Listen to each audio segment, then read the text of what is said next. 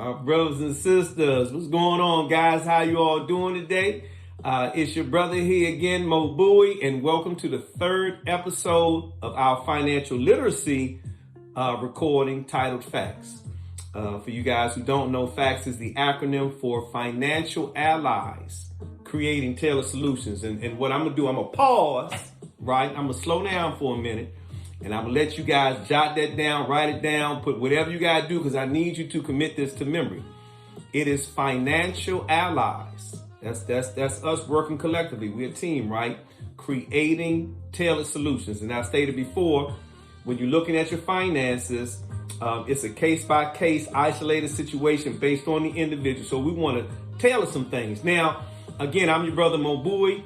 Let me say this. I am not coming to you proposing that I am your financial advisor.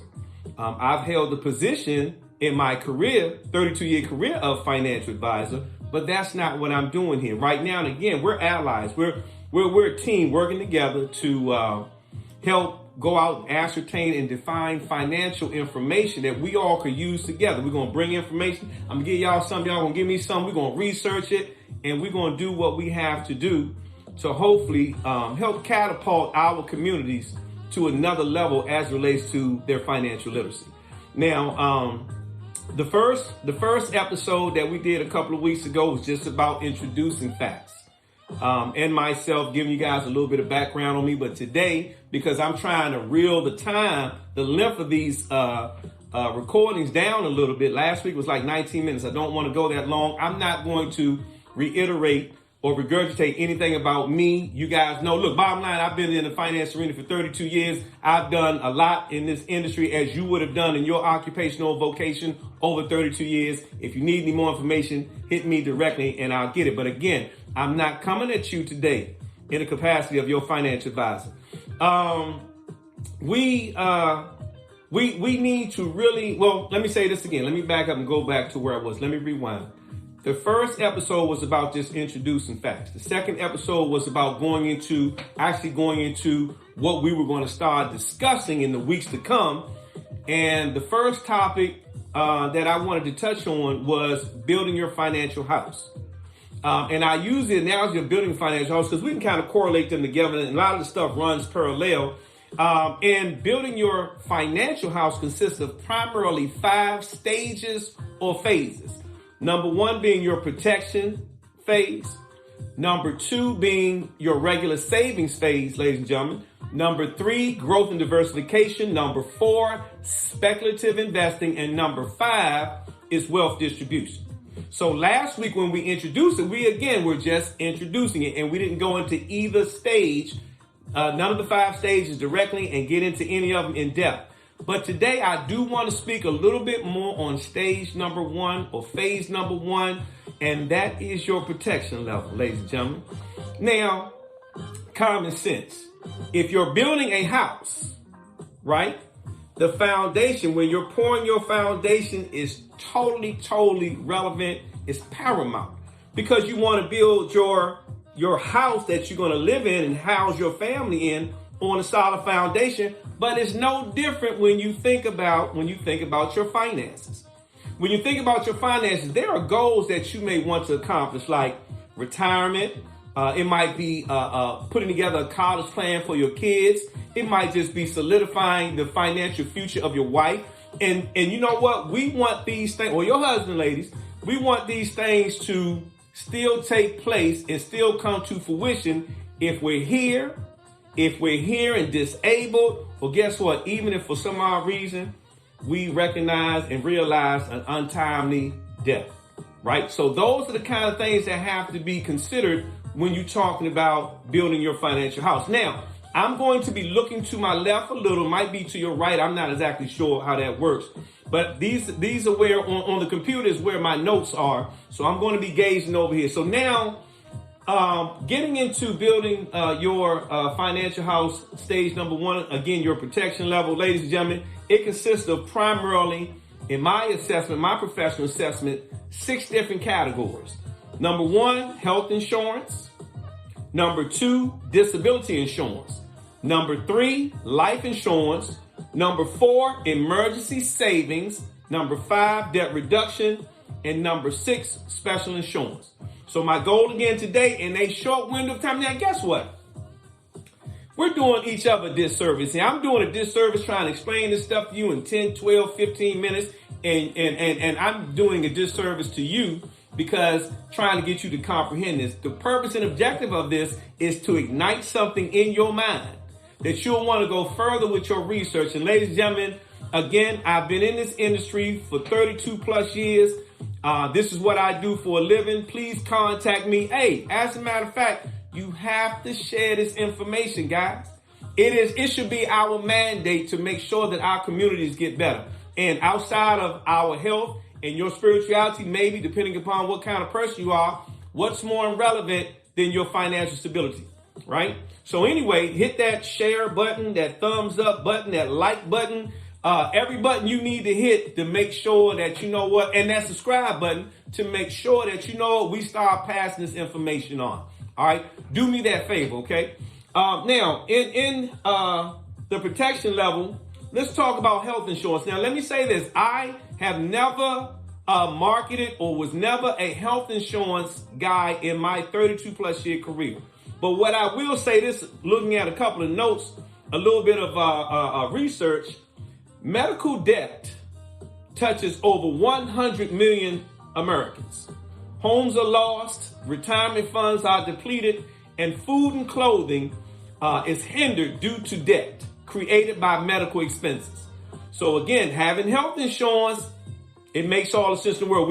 This is not rocket science. You got to have your health insurance in place, and hopefully it's a good health insurance so in case anything happens and you need medical assistance, it'll help, your insurance will help take care of that from the financial standpoint. Disability insurance. Let me read this. I've never done disability in my life. But if we, again, need to get together to find resources, along with 32 years of hand-to-hand, servicing my communities, I've built 32 years of resources. So I'm sure we can find somebody along with the folks to help us with disability insurance if that's something that's needed. But let me read this to you. According to the U.S. Census Bureau, over 42 million or 13% of Americans suffer from some form of disability. Severe disabilities lower incomes by approximately 79%. So when you have a severe disability, not a broken fingernail or something, but when you have a real disability, it lowers on average our incomes by 79, almost 80%.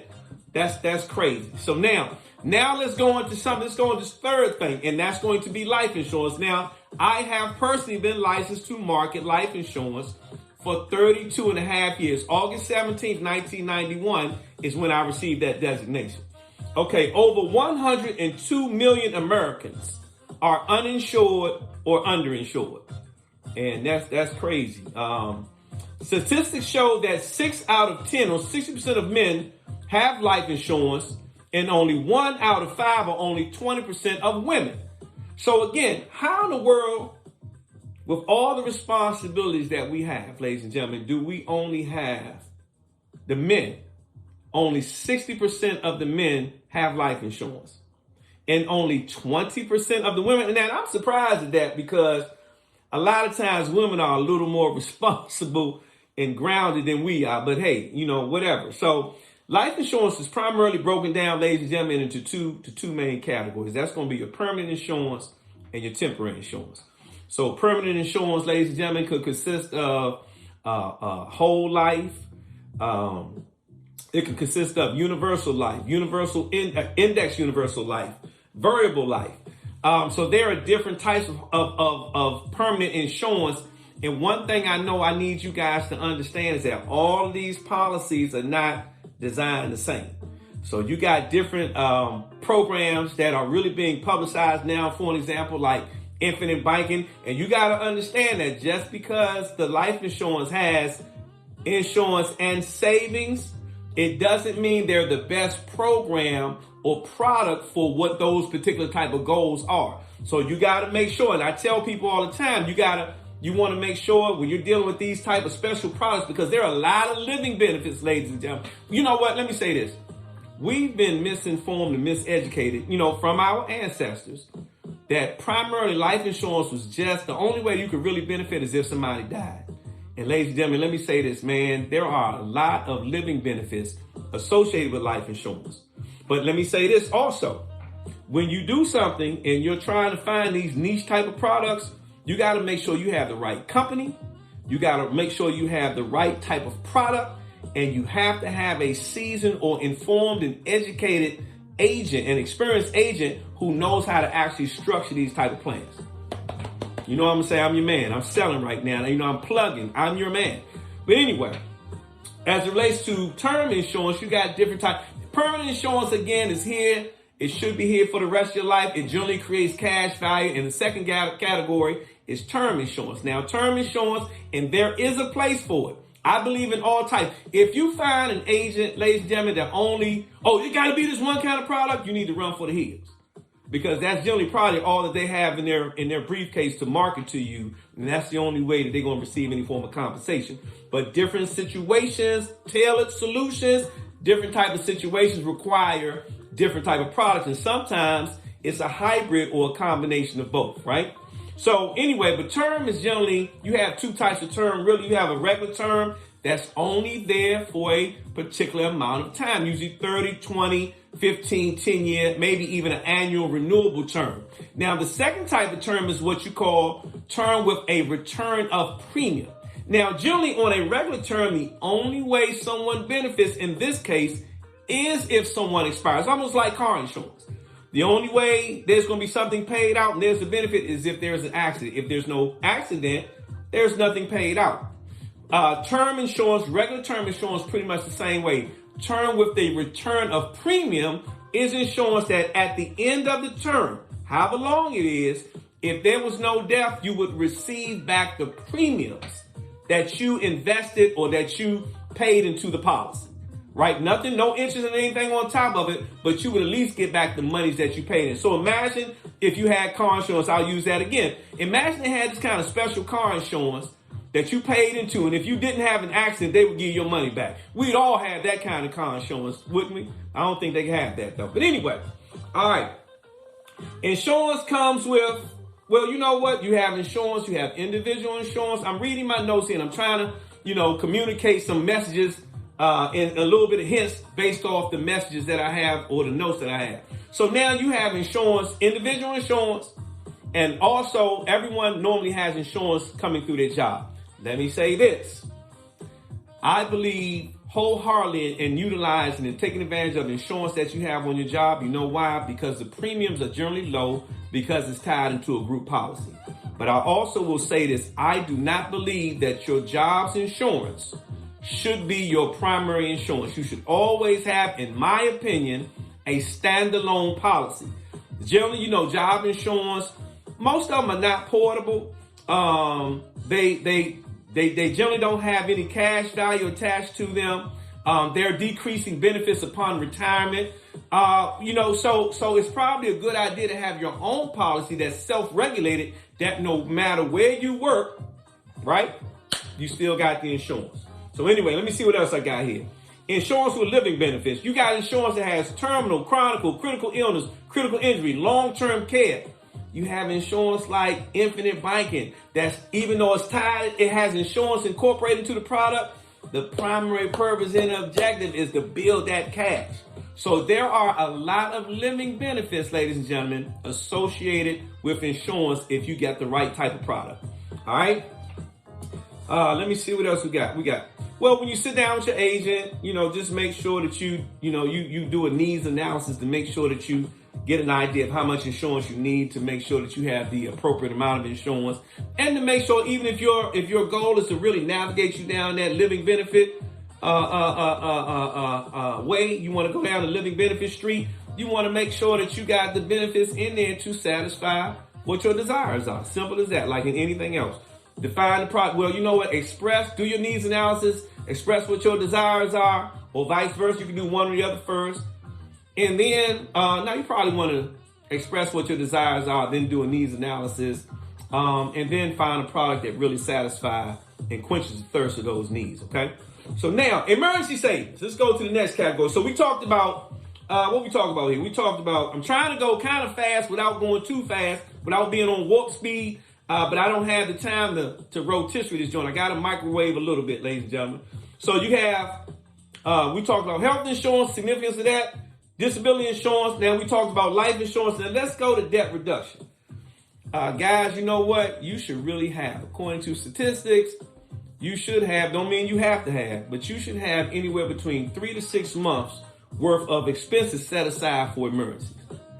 And that's my opinion. And to me, I recommend that you do not have your emergency savings tied into anything that's exposed to the equity market, which means why would you have in my opinion, why would you have your emergency savings tied to a product that goes up in the value, could go up and down based on the market?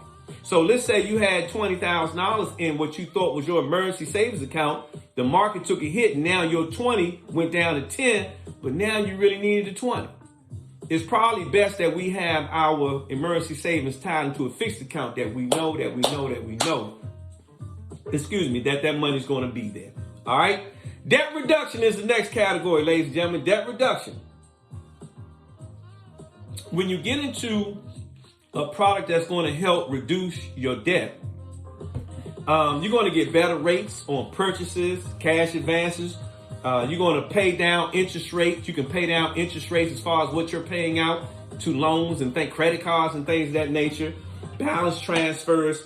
I mean, it's a ton of things that can be, again, debt reduction is about lowering your debt, which is less than the obvious, right? And if you lower your debt, then what that's going to do is make your balance sheet look better. It's going to probably increase your net worth. So again, it is really good. And there are programs out there. I'm telling you, I've mentioned this a couple times now, like the Infinite Banking program. That is the bomb. I mean, it is really, really good. I'm hitting my eyeglass on the mic. It is the bomb. I'm telling you, it's really good. And I think you owe it to yourself to do your research. And you know what? Let's be real. Most of us are not going to really delve into these things and do no serious research on their own. It's probably a great idea to get in front of some form of consultation where someone can actually enlighten you and you can piggyback on that with your research. I know we got YouTube University and so forth and so on, but it's probably a good idea. Excuse me, guys. It's probably a good idea that we get with someone, some form of consultation where we can actually really get into it and really learn the nuances and the details pertaining to these kind of programs, like, for an example, Infinite Banking. And last but not least is what I define as a category that a lot of people don't think about. It's like specialty insurance. Like, for an example, a PLUP policy, which is a personal liability umbrella policy. So let's say you are a property owner where you have it as an investment and you're creating residual income and passive income on this property. But let's just say that something were to happen to someone. They came on your property. Let's say it was even a squatter maybe. They came on your property and they got injured. And let's say your regular homeowner's insurance may have had this amount of protection, but the liability issue and cost took you up here. The PLUP insurance policy, which can be tied into like your car insurance on your homeowners, and it's not expensive, will kind of bridge the gap. It's almost like a gap insurance kind of thing. We're able to bridge that gap. And if you go above and beyond, or if the injuries or the liabilities that you face now as the property owner or the insured goes above and beyond what your policy had in its coverage, its base coverage, it'll take care of that. So, ladies and gentlemen, let me say this again. Now I ain't got to worry about these daggone notes no more, right? Let me just speak to you, man, as a gentleman, as a brother who's been around for a while.